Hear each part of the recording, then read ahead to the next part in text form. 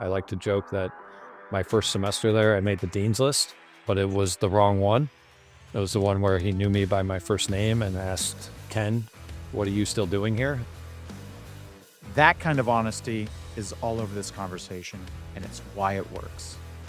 Welcome to Project Vanguard podcast, home of the community of veterans in energy, where we explore the journeys of veterans leading in energy. We're building American energy dominance through an all-the-above approach, where energy security is national security. And our mission is to double the number of veterans working in the energy industry. I'm your host, Kevin Dauphin. Today's guest is Ken Young, a West Point graduate and former infantry officer.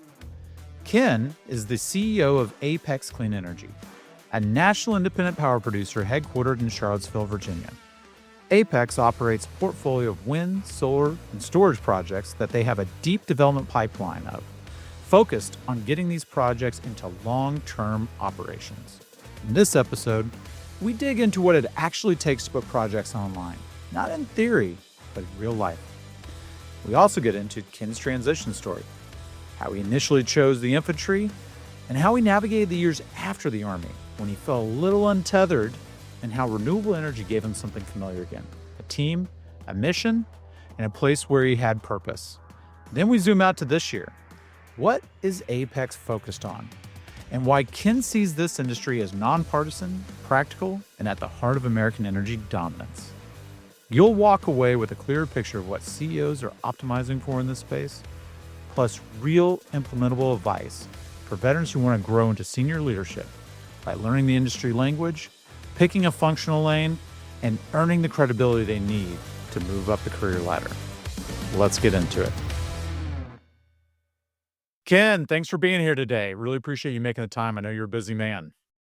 Great to be with you, Kevin. Really happy to be here and potentially give some messages for veterans, a cause near and dear to my heart, and look forward to being with you. Thanks for having me. Absolutely. Anytime I can get more infantrymen on here, it just makes the infantry in my heart a little bit happier, which means angry. But, that's happy in infantry. It's good. I love it. Well, so for everybody who doesn't know already, and they may not have, read the bio, what would you say you do these days? I'm the CEO of Apex Clean Energy. We're a national independent power producer headquartered in Charlottesville, Virginia. We're about 400 people in all phases of the business and all functional areas. We operate a portfolio of about 3 gigawatts of wind, solar, and storage. And we have a very large development pipeline focused on continuing to put assets into operations. And we're doing that across all phases of technology and all markets across the U.S.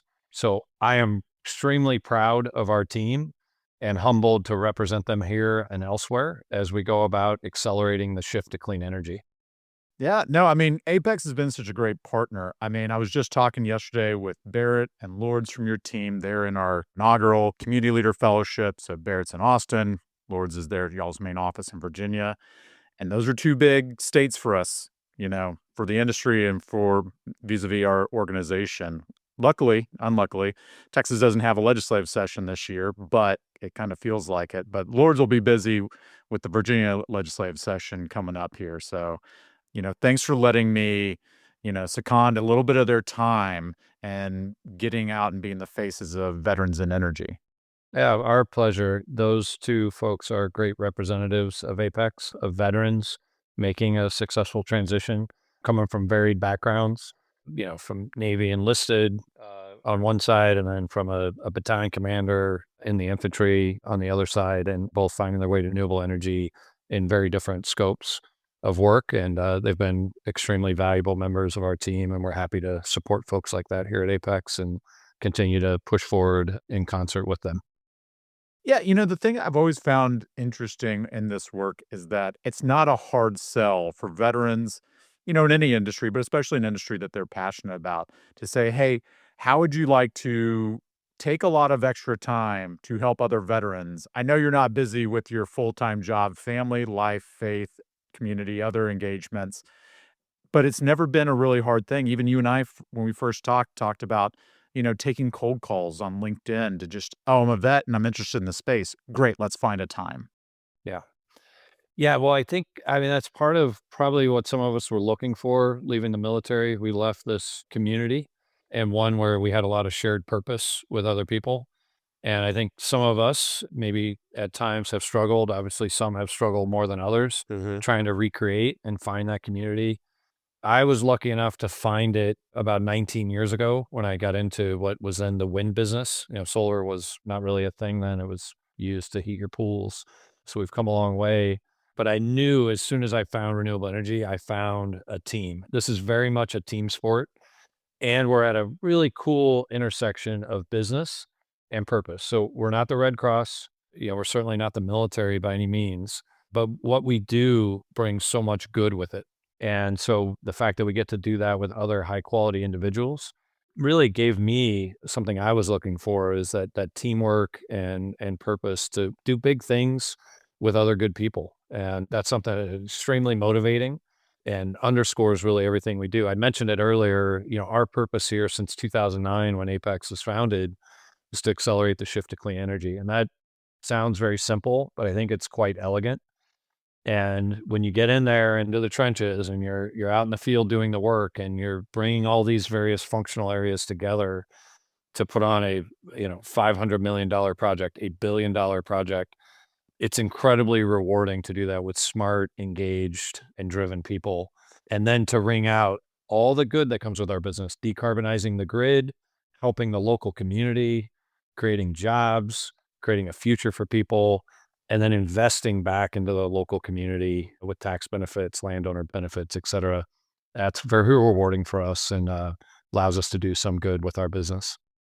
Yeah, I mean, y'all were part of the Texas tour that we did in that pilot program in Q4 last year, and we were at your St. Angelo location and, meeting Manny and the team that were out there, just getting to see all the cool tech with the batteries on site with, the substation and the solar arrays. I mean, it was just really cool. But then seeing what that's doing in the local community and the community partners that are a part of that, it's just a great way to see how these energy and infrastructure organizations are embedded into, it's embedded into the organizations and the communities that they serve, but also like just how active they are. They don't have to be, but they choose to be. Yeah, we had the business development lead from the Chamber of Commerce come and speak at our fall meeting, our all hands meeting here in Charlottesville. And we've been able to establish a relationship very strongly with that community and the nearby larger city of San Angelo. And it is incredible what our tax benefits are doing for that local community. It was really rewarding for our team to hear how excited folks are about our projects. Now, I will say, as you drive into the project, you might have seen there are big pieces of plywood up that say, Apex sucks and things like that. I started my remarks there when we cut the ribbon on the facility by saying, hey, I know what the neighbor says here. We're far from Apex sucking. And here's all the good we have with it. So, yeah, there are detractors. There's a national narrative going on.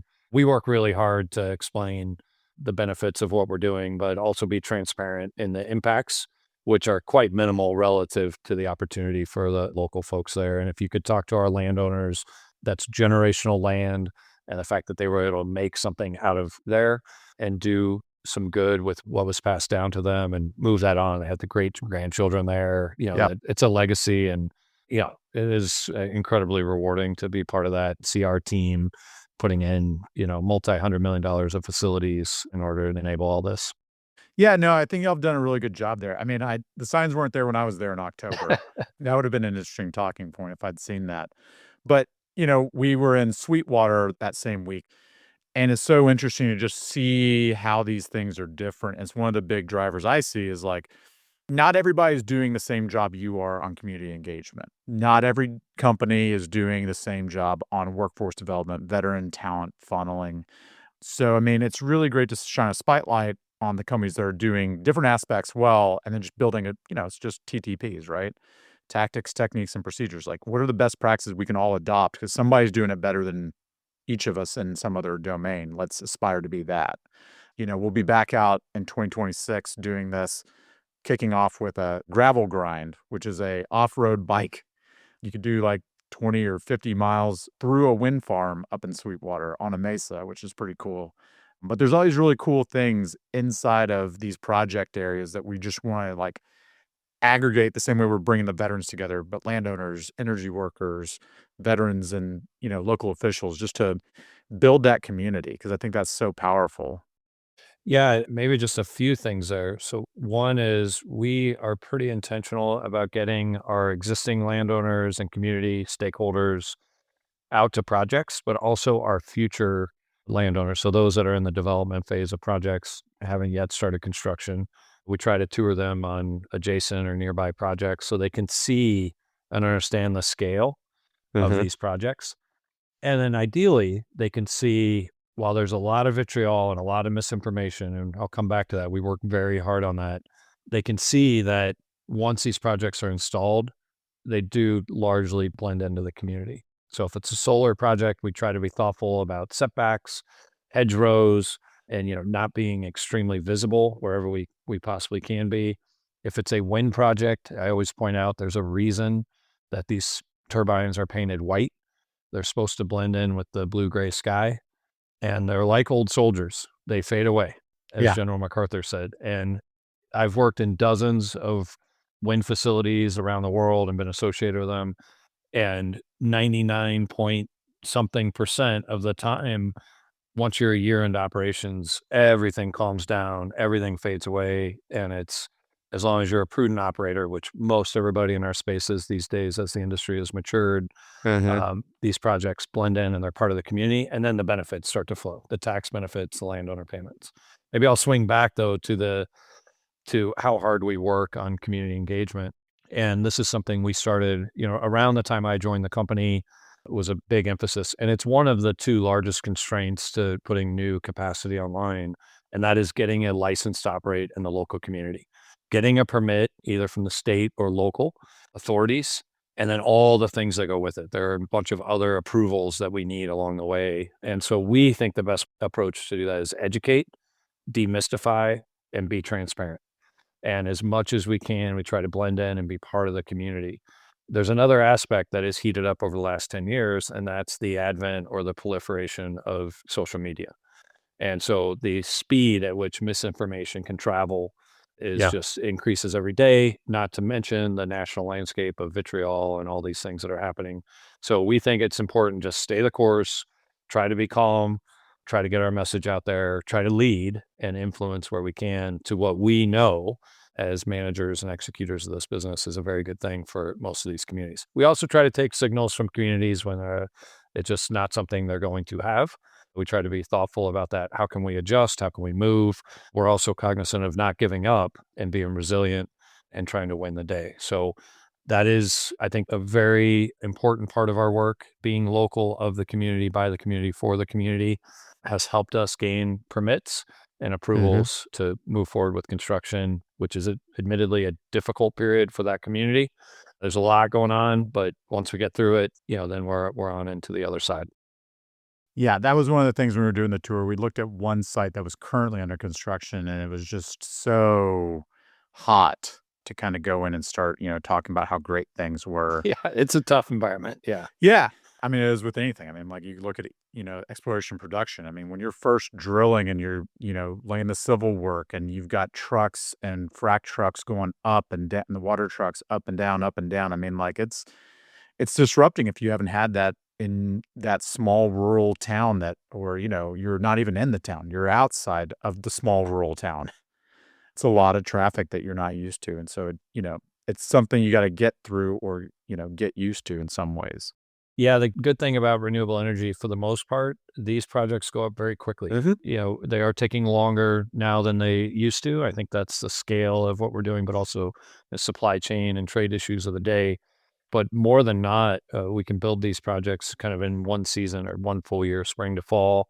And so a little bit of rip the Band-Aid off, suck it down, if you will, get through it. We do compensate, all folks, all the impacts directly to construction and then move forward. So yeah, I think the same thing goes on with the permitting. The longer that communities linger and allow for, this kind of negativity to seep in, it's only harder. Right. If you've kind of decided the right thing to do for the community is move forward on a wind or solar storage facility, allow for voices. That's leadership. Allow for dissent. That's what we expect of our elected officials. But when you've decided and the board is going to make that decision, certainly they need to be educated. They need to learn about what renewable energy is and how it's going to impact their community. But once they've decided, move it forward. That's a leadership lesson we all have from our time in various positions. Yeah, I remember being in sector and, battalion commander can't see what we're doing and just getting yelled at on the radio. I don't know what you're seeing, but you need to make a decision Yeah. right now. No decision is unacceptable. Yeah. You need to do something. Yeah. I always like and there's probably not a great phrase, but I always like the one of, in the absence of further orders, attack. Yeah. If you're sitting still, you're going to suffer. So, just move and then you can regroup at the next opportunity. Yeah.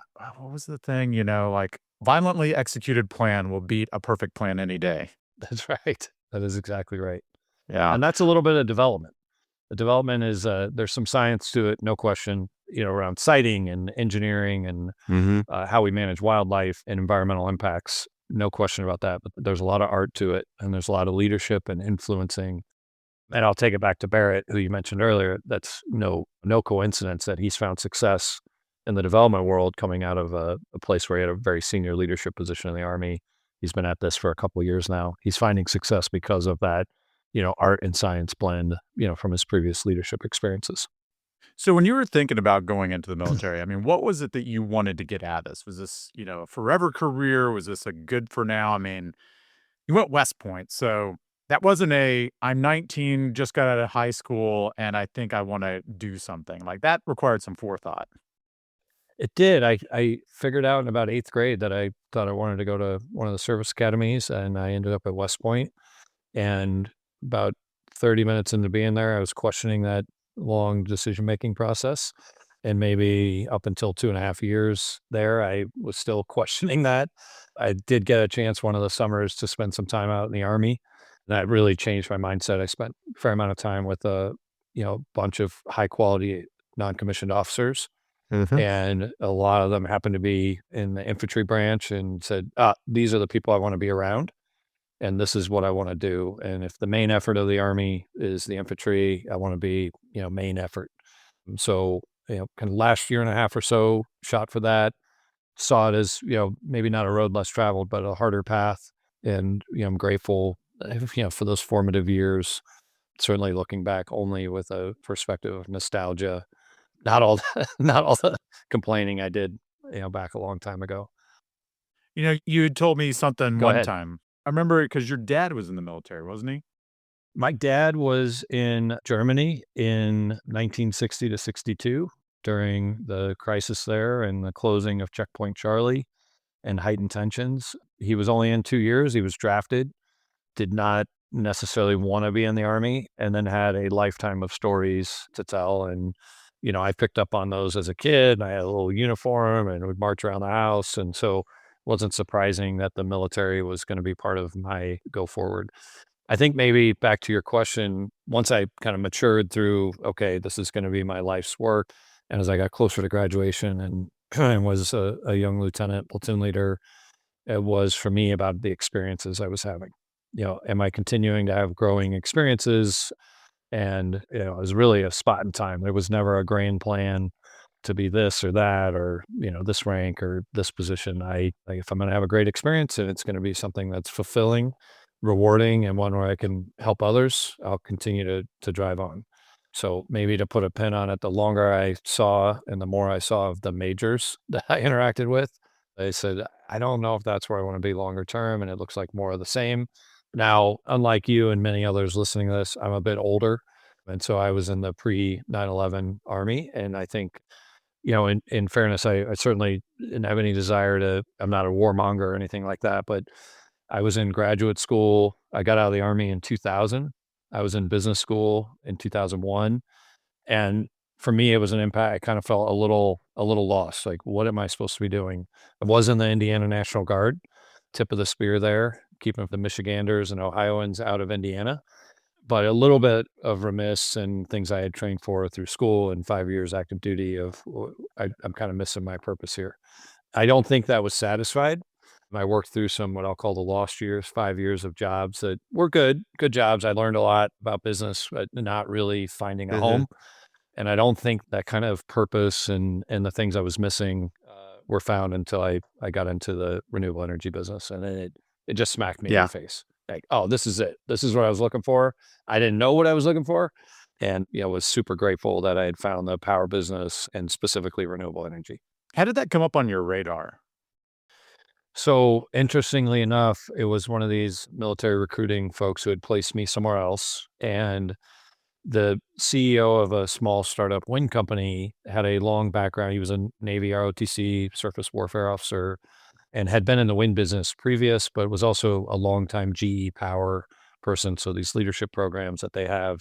In fact, if you go back in time, his first call to the recruiter, he said, I want a Navy nuke with an MBA. So I want somebody that knows power systems, but isn't a complete Hmm. nerd and can function. And so they hired somebody like that.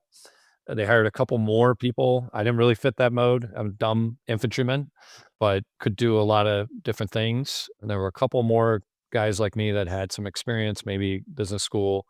And they hired a number of officers, mostly straight out of, most of them are coming from Iraq and Afghanistan right out. And they went right into our development business, and I'll call it forward deployed to the project areas, and did a really great job. And most of those folks are still around the industry and have found success. This is going back 18, 20 years ago. And so still in touch with many of those folks. And, they just did a really good, where do you need me, boss? Okay, we need you out in Western New York, upstate New York, Texas. And off they went and blended in and led and influenced, signing up landowners, getting permits, learning the business. So yeah, I came in and was a jack of all trades, master of none, and had the opportunity to kind of jump in. So I'm extremely grateful. Somebody that had an eye on knowing that military talent could transition if given an opportunity and some time and a proper scope. So I had that opportunity. Nice. Yeah, I remember you and I talking about previously. What are your thoughts on veterans either getting their MBA during their time in or after? Yeah, I mean, either way, I went full time. I didn't know what I didn't know. I didn't know what I wanted to jump into. Hmm. So I felt it was a very rewarding time for me. I went to University of Notre Dame, and I've said, I went to West Point, duty honor country. I went to Notre Dame, God country Notre Dame. So again, institutions. There's probably a lot of Notre Dame haters out there, but I think institutions that are about something bigger than themselves, and that's something I'm attracted to. And so I had a great experience, kind of got the basics while I was there and kind of figured out what I was, maybe going to do. But again, I didn't quite find it. But I think also part-time is, a fine way to go, either while you're in the military or while you're in your first job out, if you can manage it around other demands, Hmm. no problem. And looking back, that could have been something for me. I don't regret my time at all. It was very much a good transition for me and, the right move. Honestly, I never thought I'd go back to school again. I wasn't the best student at West Point. I like to joke that my first semester there, I made the dean's list, but it was the wrong one. It was the one where he knew me by my first name and asked, Ken, what are you still doing here? I thought we took care of that at the semester. But again, maturity, time, learning the value of the good education I was receiving kind of eventually plugged into that. But yeah, really grateful for the full-time opportunity, but part-time is a good viable option. I do think for folks that can, it's a good spot to go because, we're coming at things from a more leadership perspective, this very large military organization, getting a grounding in the language of business and the various areas, is just adding to your toolkit as you move forward. Not necessary by any means. Several folks will be successful going out, but if there's an opportunity there, I would encourage folks to take a look at that. Yeah, I kinda dismissed it when I got out and, took over a business that I'd kinda grown up working with my dad in, an oilfield supply company, and a couple years ago, I went back and got my executive MBA, and the whole time I'm just Perfect. thinking like, "Yeah, this is okay." I mean, like, I went to the hospital one time for stress because I didn't understand this aspect of, like, M&A and, "Oh, yeah, and well, there's this time I almost, like, blew up the company doing this stupid thing, and luckily I survived." I'm like, I learned those things really the hard way. There could have been an easier way to have learned some of these things and then applied them a little bit more rationally. So yeah, no, I've rewritten my opinion that was very outspoken for over a decade on that, yeah, should have used those benefits to go take a knee, get some of that doctrine that, I always heard as an officer. That's why I'm here. I've got a little bit of doctrine. Now let's get some practical experience with the NCOs. And this makes a really great fighting force. And that's one thing I do wish now that I had taken advantage of. Yeah, and I mentioned my age before, so I didn't have the benefit of the GI Bill. It was we're going to pay once, and then the 9/11 GI Bill affords opportunity. And so maybe just this point on community and team, that's something I found in business school. Still in Mm-hmm. contact with those folks. I graduated 2002, so 24 years ago, and still in contact with a great set of colleagues. Really enjoyed the kind of broad brush of folks I met there that were, in a similar transition, albeit different from mine, but also met some folks from the military there. And I know even at Notre Dame and elsewhere, the military veterans groups within the business schools are very well organized now, much more than they were back then, obviously, given the global war on terror. And then in just advancing to some folks we have at Apex that are taking part-time or executive MBA courses and degree programs. I hear from them all the time, like, oh, I met this peer group that, Mm-hmm. they're coming from all walks of life. And that's probably the most beneficial thing in and around the curriculum is having, mature discussions about various cases and applying those back to your home station or to the work that's at hand. Yeah, my advice to MBA still is your job is to get familiar with concepts, not fluent. Yeah. Your real job is to build your network because you will never have this time to do this again.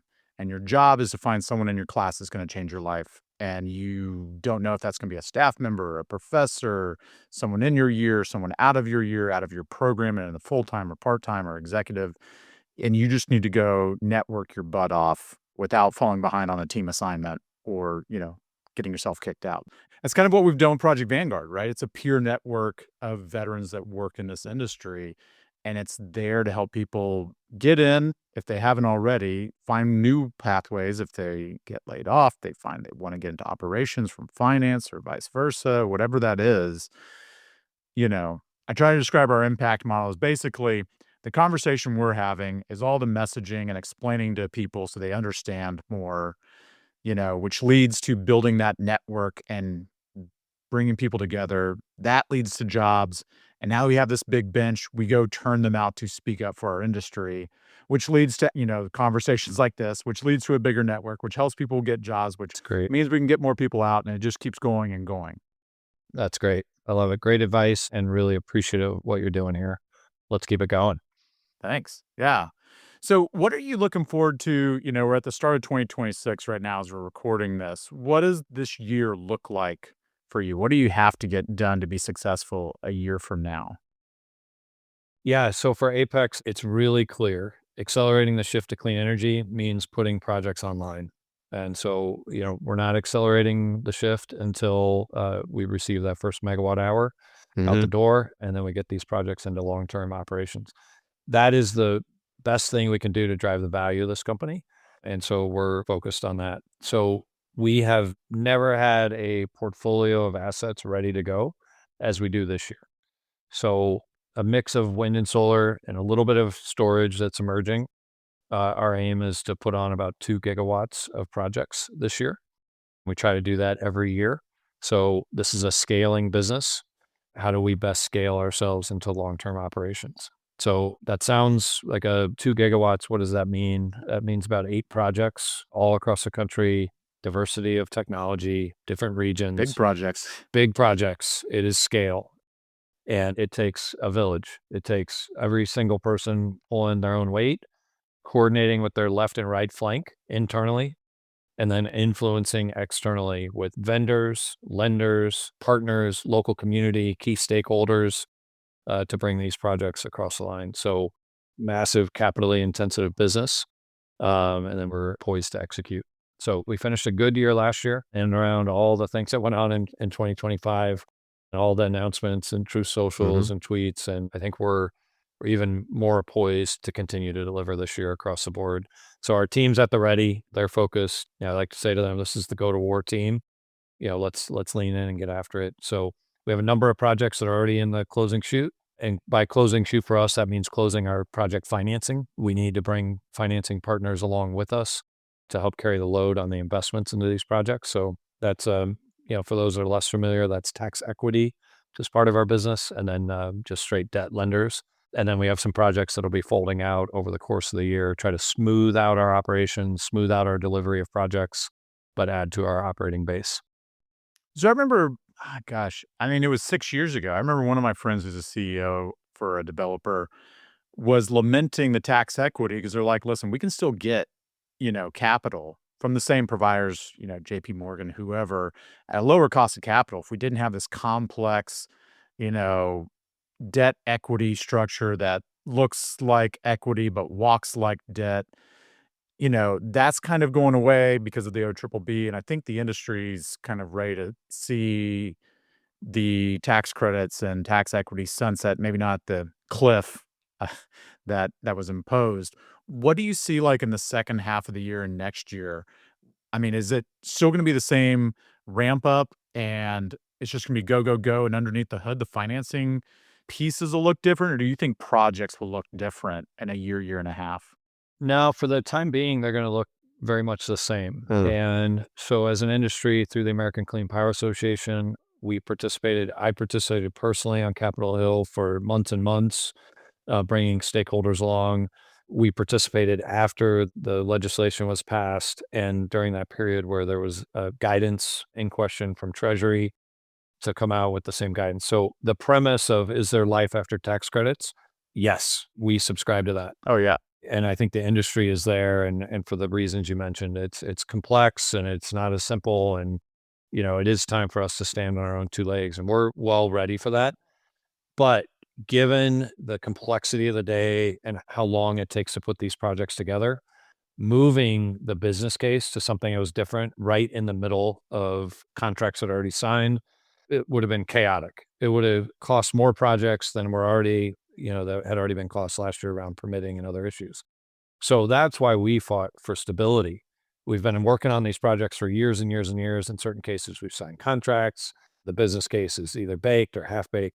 So as I look at the reconciliation or the one big beautiful bill as it related to clean energy, it was let us finish what we started. Right. And I think that's what Congress voted on. Let's finish what we started without pulling the rug out. And that was actually signed into law and then underscored by the Treasury guidance and how we qualify for the tax incentives. So for us, that meant, okay, we have stability in the short run. That's going to take us out through the end of 2030.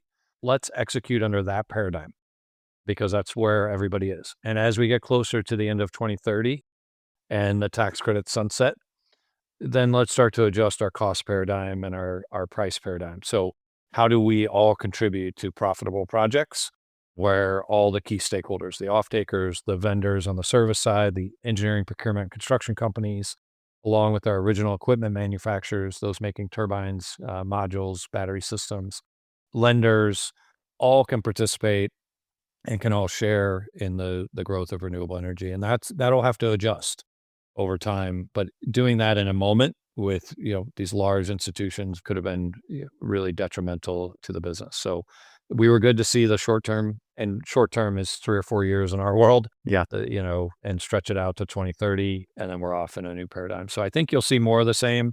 You'll see people trying to execute what they have at the ready.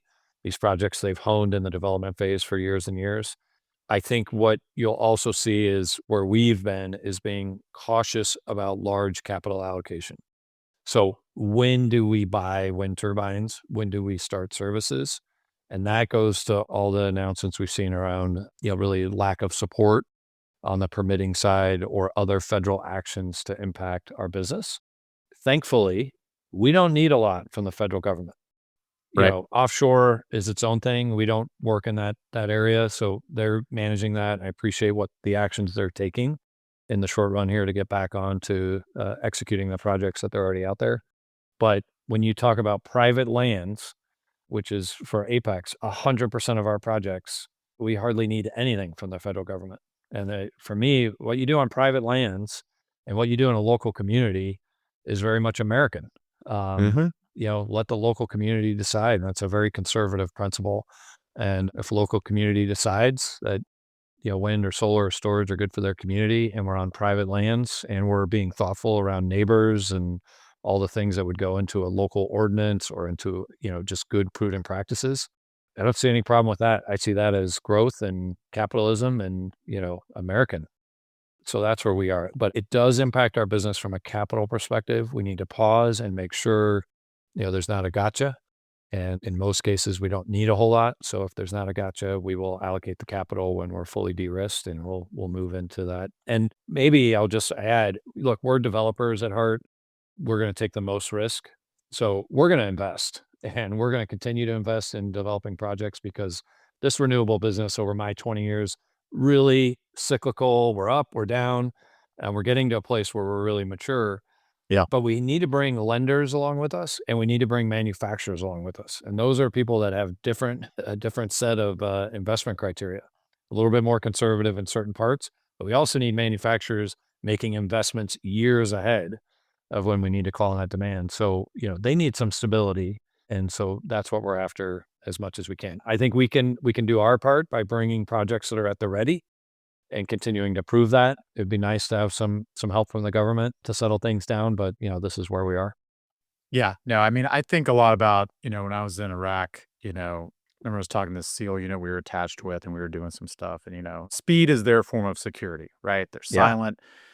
My guys were more like young puppies with paws too big. Like, we're kicking over everything, great guys, but, they're like, "Ah, man, what are we gonna do?" I'm like, "I'm gonna take that guy who's a former meth head. That guy's a former gangbanger. This guy, like, ate a box of rocks before we got out here. And we're gonna put down security, and we've got this whole thing locked down, and we can do whatever we need to inside this perimeter that we've just set up in city." And, stability and certainty and patrolling is a great form of security, and it's a great way to run an economy and have a business. Like, once you know the rules of the game, that's why I love, like, split administration and Congress, like, where one party does not have full control, because they kinda get locked up, and it's like, "Okay, I may not like all the rules, but I know the rules aren't gonna change anytime soon. Now I can just get to work maximizing profitability on whatever it is I'm doing inside the constraints of the rules that are set for the next X years." And I think that's gonna benefit this industry, because the thing I love about our industry is it's the fastest growing segment of the energy industry. I just love energy, and spent my first 10 years in oil and gas, which, if anyone who thinks the solar coaster is a crazy ride to be on, try being in the boom bust cycle of oil and gas, where Yeah. they almost wanna roll up the sidewalks in Houston during a bust. I mean, just imagine the 4th largest city in America going, "Oh, we're screwed." Like, it's a whole different feeling. Well, maybe just to kind of tell you where we are, and you think about Apex started in 2009, right after the financial crisis. That seemingly was a terrible time to start a wind business. Mhm. People were walking away from development at a quick pace. And so we decided to start. And looking back over history, that was a great time to start a wind business. And so we see this is a great time to run into development assets. And so, obviously from the execution and deploying our capital, obviously certainty is what we are after as an industry, as a business community. Maybe I'll just add one more point too.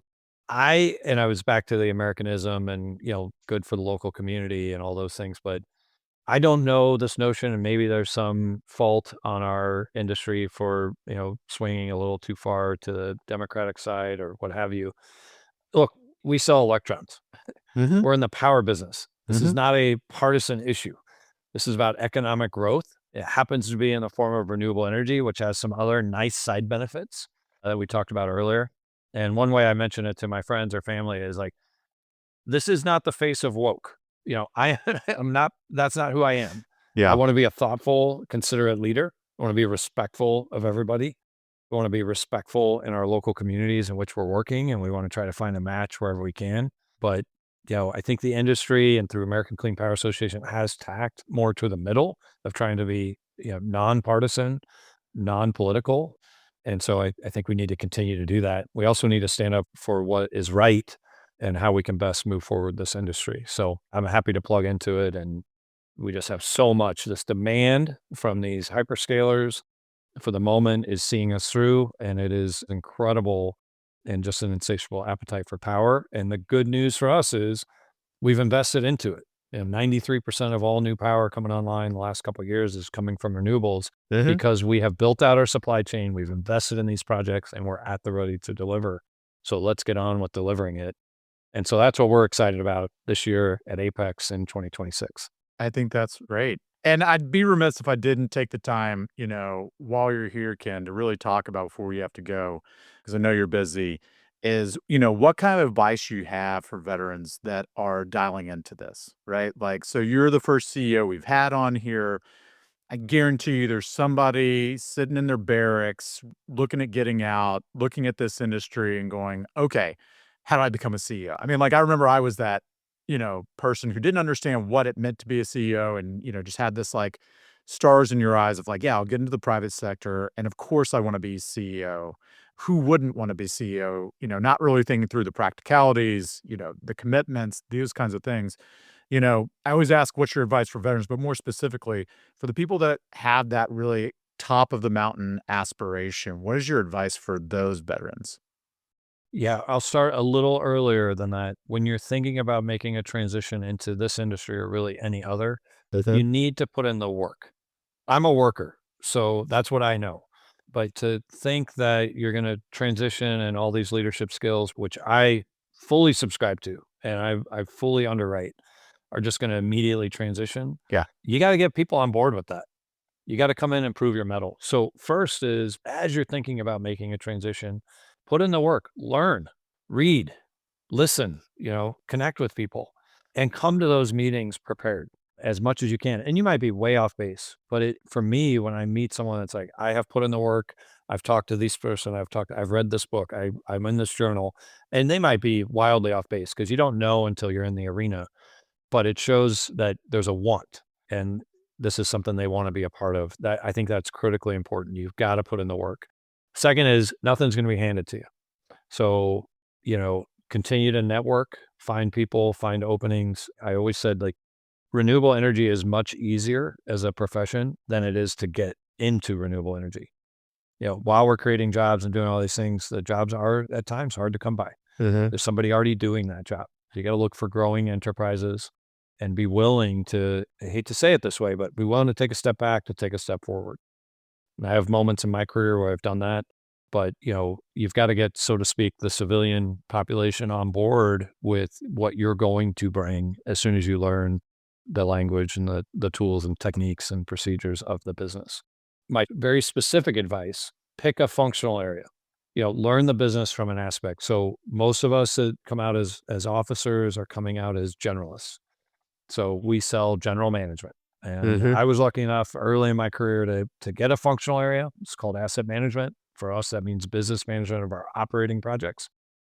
But really it meant I could jump into lots of things given the formative state of the company I was with. But my strong advice is don't come out and be a generalist because you don't know the general nature of our business. You don't know if the turbine blades go in the air or they go in the ground. And so pick a functional area and learn everything you can about that, and then be willing to come in and right seat right, if you will, connect, learn. And, Barrett coming out at a very senior level position, I think I'll just speak about some of our private conversations. The future is very bright for him. He's a very smart, capable leader. I told him early in his time here, I said, the future's bright for you. You need to go get your badges and tabs. You need to go to the schools. You need to learn Yeah. the language. You need to put in the work. You're not going to be credible as a senior development leader if you haven't carried the bag. And so, we have the benefit as young officers of going to schools and, getting out there with the platoon and doing, of rolling up the sleeves, and that creates credibility and leadership. You don't just pop out to be a senior muckety muck of development by not having been out there and learning the Yeah. business, and that gives you some credibility. You have to do that for 10 years. You need to be able to show, okay, I have this leadership experience, but I've also gotten this practical experience. Now I'm measuring the two together, and that's a pretty powerful combination. So, he's on his path of badges and tabs and schooling and carrying the bag and tracking through the woods, a couple deployments in there, if you will. And, he'll come out the other side as a very senior leader. I trust that's for us, down the line, but if it's not for us, it'll be somewhere else, no question about it. So that's Yeah. my advice. Put in the work, pick a functional area, learn all about it, kind of find your direction, find your purpose, and then work like hell to find a match. Yeah. And to another thing to just, get Barrett to work. He is our Austin chapter lead. So if you happen to be in the Austin, Texas region, Hit him he's up. putting together happy hours and different meetups while we're there. He's a great guy too. And he'll really tell you about his transition and where he is on his journey. And future is very bright for him, and he would be a great person to connect with. Yeah. Or you could be like he and I yesterday, and we were talking about kids for 20 minutes. Our own kids, not other people's kids. That would have been weird. Well, Ken, listen, I really appreciate you making the time for this. I appreciate your support of the mission here with Project Vanguard, and look forward to, just collaborating more and seeing this industry grow. And, our mission is to double the number of veterans in the industry. We want to get to where 1 in 5 energy workers are veterans. And I think this is a good step in that direction. I love it, Kevin. Thanks for all you're doing to support the industry and veterans alike and trying to find this match. And to all those veterans out there, welcome. Come on in. I mentioned this is a place where I found purpose and I found a home, and it hasn't been without challenge. We've moved all across the country and back again, but I'm so proud to work in this industry. I'm very proud to work here at Apex and represent our wonderful team. And I would love to have more veterans in our space for all the quality attributes they bring and all the go forward that it can help our industry continue to grow and thrive. So thanks for what you're doing, and thanks for having me today. Awesome. Thanks, Ken. Appreciate it.